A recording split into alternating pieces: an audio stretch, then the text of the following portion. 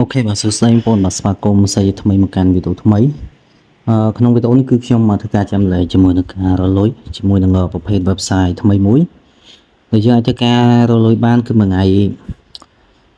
វាទៅតាមចំនួនទឹកលុយយើងធ្វើការដាក់ចូលអញ្ចឹងបងប្អូនបាទគឺមួយថ្ងៃគឺយើងទទួលបាន13.30% ក្នុងមួយថ្ងៃសម្រាប់ផលចំណេញរបស់យើងហ្នឹងហើយសម្រាប់បងប្អូនដែលចង់ធ្វើការជួយឈ្មោះលេងគឺអាចជួយឈ្មោះបានតាមរយៈ link នៅខាងក្រោមវីដេអូខ្ញុំចឹងកុំឲ្យខាតពេលយូរបើខ្ញុំនឹងទៅធ្វើការបង្ហាញជាមួយនឹងការចុចឈ្មោះតែម្ដងហើយ link ចុចឈ្មោះគឺមាននៅក្នុង description នៅខាងក្រោមវីដេអូ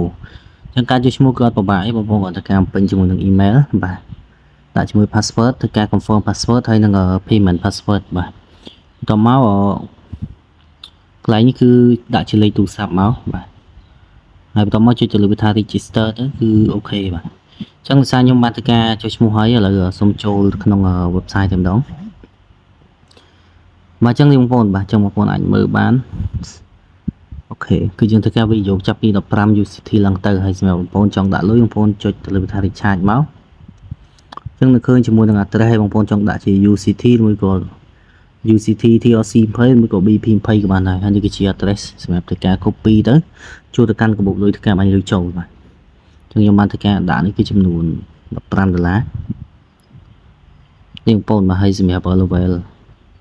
ប្អូនអាចចូលមើលនៅក្នុងនឹងបានបាទហើយការរលួយបងប្អូនចុចកន្លែងនេះមកអូខេហើយយើងធ្វើការចុចកន្លែងនេះ click បាទ start នេះមក success ហើយចឹងខ្ញុំធ្វើការ refresh មួយចឹងទទួលបានចំនួន$2ដែរអូខេហើយសម្រាប់ការណែនាំសមាជិកបងប្អូនចូលមកកន្លែងនេះហើយអូសវាមកចេះមកក្រោមអស់មកនឹងឃើញជាមួយនឹង link សម្រាប់យកទៅណែនាំសមាជិកហើយបាទអានេះ link បាទជួយ copy link ទៅដើម្បី share ទៅសោះសមផ្សេងបានហើយភាគរយទទួលបានសម្រាប់ level 1 10% level 2 2% level 3 1% បាទអញ្ចឹងឥឡូវមកធ្វើការដកលុយបង្ហាញជូនទៅកាន់បងប្អូនបាទចុចទៅលើថា withdraw អញ្ចឹងខ្ញុំដកជា UCT BP20 បាទអញ្ចឹងខ្ញុំ select add address ចូលមកបាទ add to មកអូខេកន្លែងនេះគឺយើងធ្វើការពេញជាមួយ address ខាងក្រោមគឺ password ឥឡូវខ្ញុំសូមចូលទៅយក address ដើម្បីមកធ្វើការពេញ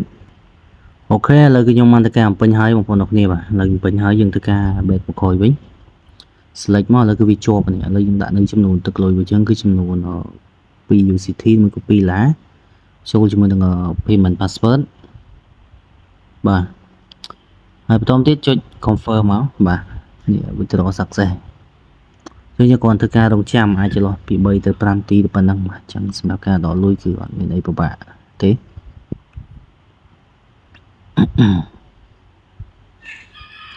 អូខេនេះ detail នេះលុយខ្ញុំបានធ្វើការដកចំនួន$2នេះបាទនេះបងប្អូនបាទអូខេអញ្ចឹងលុយដែលធ្វើការដកហ្នឹងគឺលោតចូលនេះគឺចំនួន$2គឺវាលោតមកខាងលើហ្នឹងបាទជា notification មកហ្នឹង